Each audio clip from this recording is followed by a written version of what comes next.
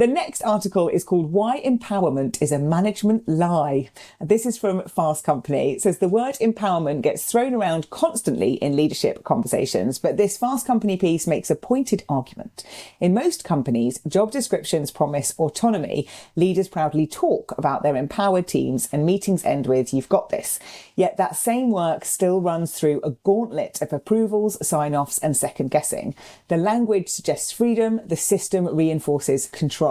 And I see this all the time. Just the other week, I ended up doing a 10-15 minute session with a leadership team on the difference between autonomy and empowerment. The article is saying that empowerment is just dependence with better branding. So the authors of the article use an analogy to explain what actually happens. They talk about how you would treat a rental car. So you don't worry about the long-term maintenance of that. You don't take extra care beyond what's required. And that's how people behave at work when they don't feel true ownership, when every meaningful decision still needs approval. Even high performers begin to operate within the limits of the system instead of pushing beyond it. They wait, they hedge, they protect themselves. The distinction they draw is between responsibility and authorship. Most organisations give people responsibility, outcome is theirs to deliver, but they hold on to the authorship of the decision-making path. And that gap is where the ownership is really starting to break down. So their proposed fix is for leaders to act as system architects rather than micromanagers. I'm a big fan of freedom in a framework, feels like what we're talking about, providing clarity on outcomes rather than instructions, and replacing approval checkpoints with guardrails, letting people make reversible decisions with roughly 70% of the information they wish they had. So, Chuck, if empowerment is just dependence with better branding, what does real ownership actually look like in the organisations that you've seen get it right? And what did the leader have to give up to make it happen? If you've ever seen it, in fact. I'm going to go to that second question first. They have to give up control. And that's what we've seen so many leaders simply fail to do. When you see this thing about, I'm like you mentioned in this article, I empowered my team to do all these things, but then really in action, they have to run it by the team manager, the boss, the director first. That's not real empowerment, but it is a really good label to put on it. I don't know that I've really seen it play out well. I don't think people are good at empowerment. Just like I don't think people are really all that strong at delegation a lot of time. That's a word we didn't really bring into this that I think is a part of this empowerment, autonomy, control. One of my talks that I give a lot of centers on SCARF, which is a mental model created by this neuroscientist, David Rock. And the A in SCARF is autonomy, where that is a reason that people will engage or disengage.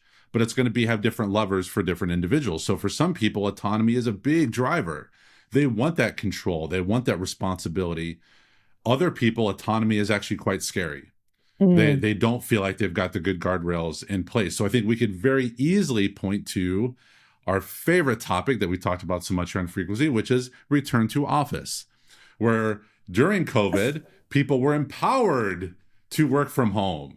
Oh, let's give you this power because you can't go into the office. So where else are you going to go at that point?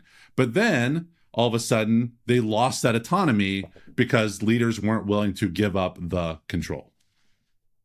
So I think there are layers to this because I think you're right. Are these more caveats? No, I'm just going to have an asterisk tattooed on my face. No, I just think there are layers to this that ladder up to kind of where we are. So you said leaders, what do leaders have to give up? They have to give up control. Leaders aren't going to do that. Like, let's be honest, there is an element of risk, reputation, their responsibility, accountability, that just giving up control is never going to happen. But I think part of that comes from a place of not trusting and extending trust to your team. And I think that's the trust deficit that we're seeing in organizations at the moment, that leaders don't trust their team don't trust leaders. And that's leading to this inability to delegate or give people that space.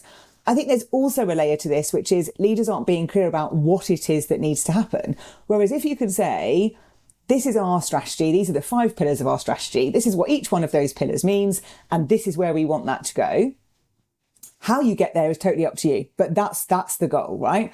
I don't think people are articulating things like that to give people that clarity and ability to do it. And I think if they are, I think they are micromanaging that middle bit. But I don't see a lot of the time, this is the strategy, this is where we're going, how you get there is up to you. And that is when it works. That's how we did strategy in an organization I worked in. And we had huge engagement from our frontline colleagues who had the autonomy and empowerment to decide what they were going to do to achieve that goal. And that's the bit that I think sometimes gets muddled, is what are you actually giving people empowerment or autonomy to do? And actually it should be in the how, because these should be subject matter experts. They should have knowledge, understanding, all of these things. And I don't think that's clear. And I think actually, yeah, there's just lots of layers in this for me about why it's happening, but also what is it that you want people to be empowered to do? Yeah, and I'm never expecting leaders to give up total control. I'm talking about control over these decisions and control over these things. So it could be something even as benign as, hey, we're going to try something new with our town halls. Well, if you're a leader, do you need to approve every step? Like, that's that control part. Like if you've got a person who has a ton of experience, as you mentioned, whether they're labeled subject matter expert or they're just someone who has put a lot of thought and time into something, maybe it's a new design on an employee experience, whatever it is, it's that, I mean, maybe we're looking at this the wrong way now as I'm thinking about it. When we've talked about that people don't trust leaders, I think this is a great example of leaders truly not trusting their people. Yeah.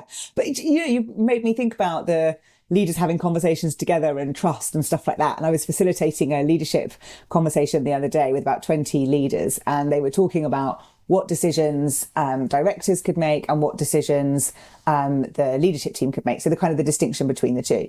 And it was interesting because there was a general consensus of these are the decisions that could be made. And then there was a conversation from one of the people on the leadership team saying, basically, I don't want to sign off the budget. I feel like my directors can do that. I don't feel like I need to do that. And it takes up a lot of my time and I don't really enjoy that. And one of his peers said, well, I don't do that. I've given that to my team for years. And he was like, oh, okay, cool. Didn't realize I could do that. Right. But it's even just having the space to have the conversation of that person being made to feel that they had to do that, but actually they could have given that away a long time ago. And it's all for me about having the conversations and what you can empower, what you can delegate, what you can give away, and being an adult about it and having a conversation about what's comfortable and what's not. Or if you're not comfortable, what needs to happen in order for you to get comfortable? Because I think too, there's a little bit of just have some faith in your team.